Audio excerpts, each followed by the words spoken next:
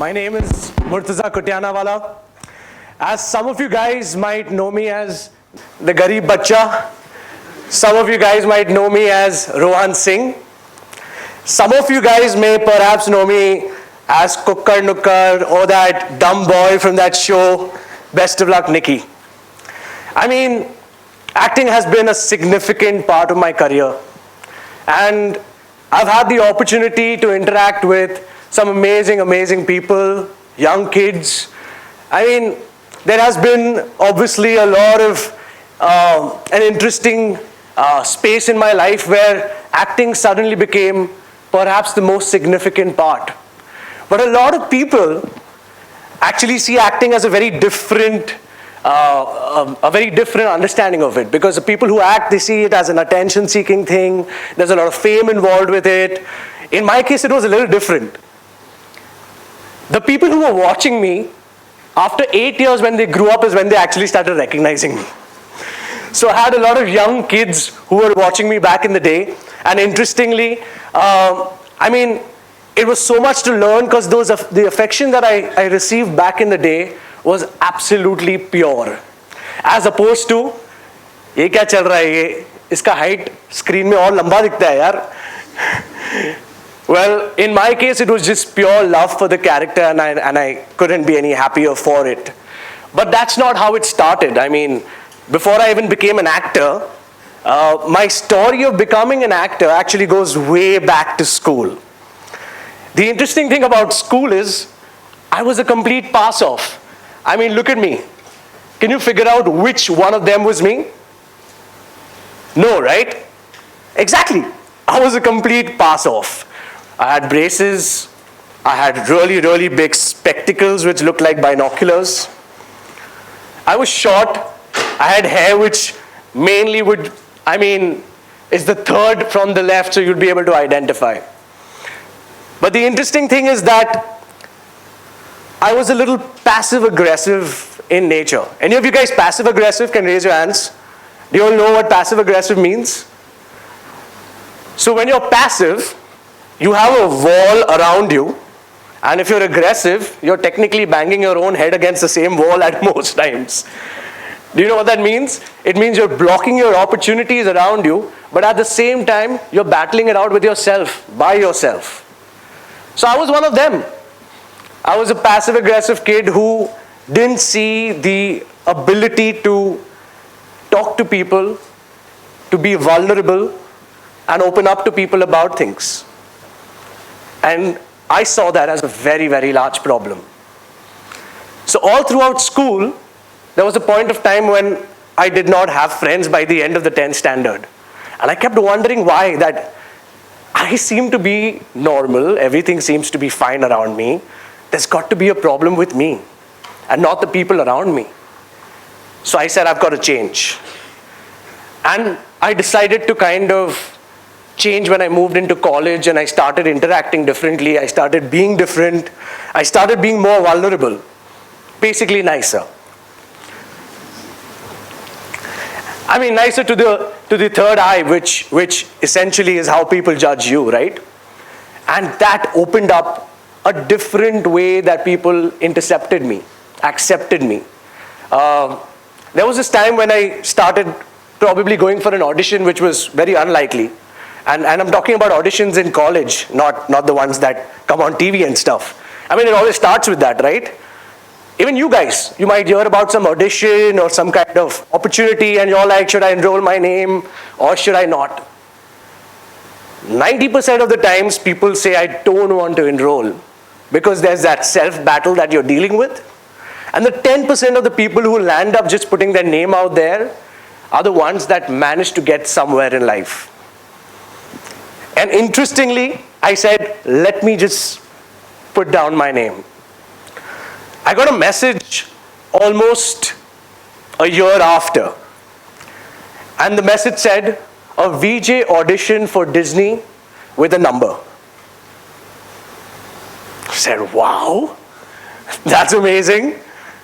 I mean, I was the guy who probably tried to act in front of a mirror and do all sorts of things. And the moment the door would open and I would enter inside, I would start walking like this. But in front of like a mirror, I would be trying to enact scenes from different movies and stuff like that. So I was sitting almost when my college had about ended, and of course I started making very impulsive decisions like putting my names into auditions. This particular one really interested me. And the whole day I kept thinking, you know what, I should go for this audition. But I didn't end up going. Instead, I was sitting with a bunch of friends having shisha. Yeah. Quite a foolish decision, right? So I'm telling my friends about this audition, and my friends go like, "Pagal hai kya? Baith ja." And I'm like, "No, seriously, I want to go for this." But he's like, "8 baje ka time tha. How are you going to make it? And it's 8 o'clock right now." I don't know what happened to me. In that moment, I said, "You know what? I need to like probably call and check." I called up the number, and there happens to be this female who says, "You have exactly an hour. The auditions are over, but if you can make it in an hour's time here, I perhaps might wait around." I didn't even go back into the restaurant. I actually caught the next bus that I saw first. It took me an exact hour to get to this place in Warsaw, somewhere in Mumbai.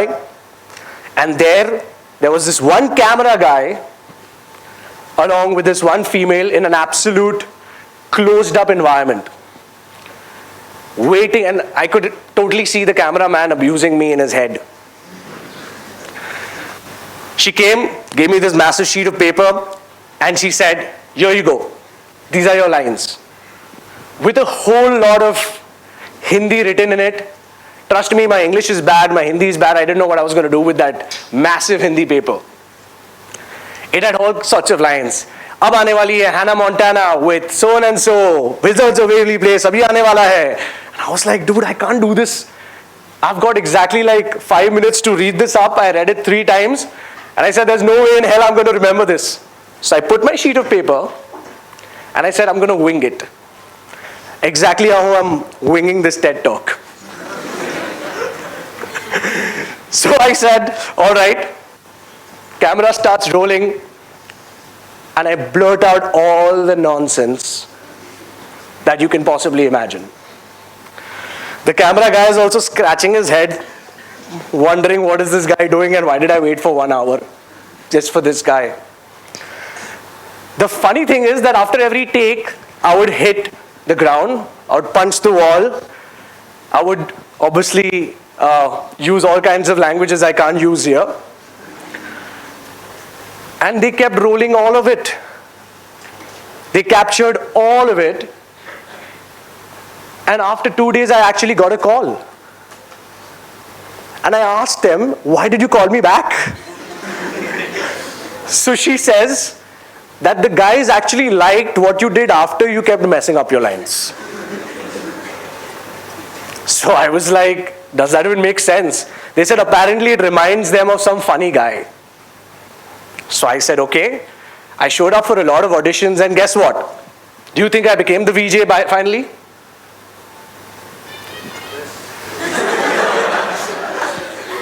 You should make your team on Dream 11. So, I didn't. That's the story. But there were 3 people who got selected. One of them is Tara Sutaria, who you may guys be acquainted with. There were 2 other people. The 3rd person who got selected, he decided to demand a lot of money. And they had someone else 4th in line. And that 4th in line person was me. That's how you get an opportunity like this. So a passive-aggressive guy who absolutely was a pass-off in school and then college suddenly starts becoming a VJ. I couldn't believe it myself.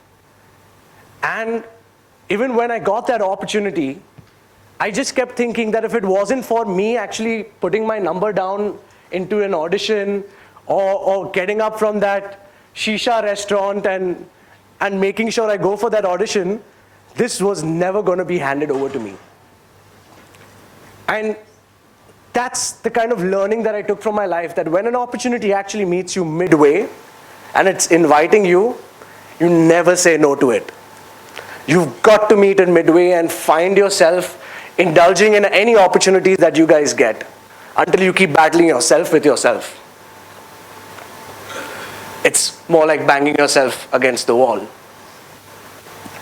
And as the acting career kind of helped me take off, and we had successful 4 seasons of Best of Luck Nikki and an amazing audience like you guys, I still wanted more.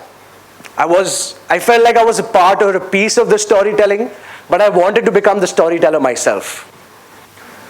So I started a theater production house with 2 other friends.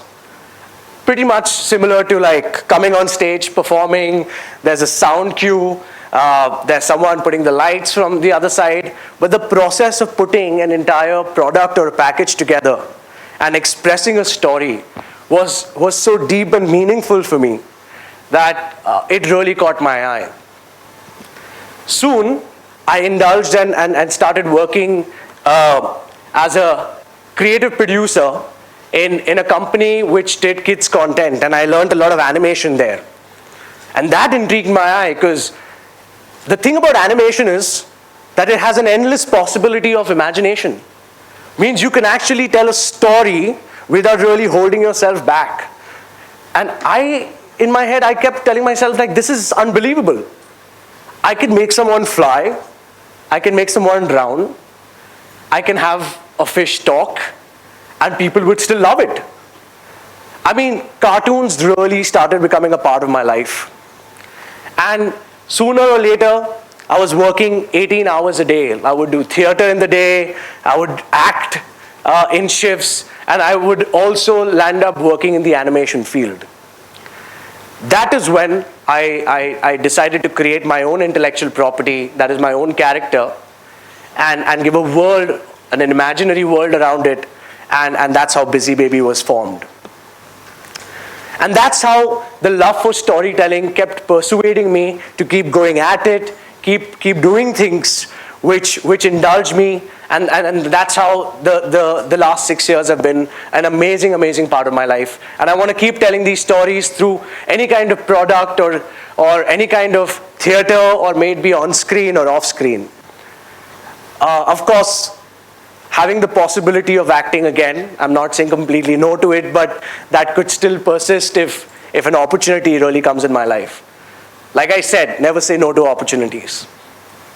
And that's been my amazing journey, and I'm so glad that I could be a part of this event and enjoy this amazing experience. But there's one thing that I want to leave you guys with, and that's definitely something that I would love you guys to know, that you guys are young, and every decade there are younger people who are smarter than you. The best thing you can do is really keep up to the race, or keep learning and being curious. Because the kids are coming, guys. They are. And they're way smarter, they're more curious, and they're probably 5x times smarter than you. So never feel, they were such an inspiring father-daughter duo that you can actually learn, and you can understand that they are still willing to learn. And keep that curiosity always alive, because it's going to take you tenfolds higher in your life. Thank you so much, guys, for having me. It's been a pleasure.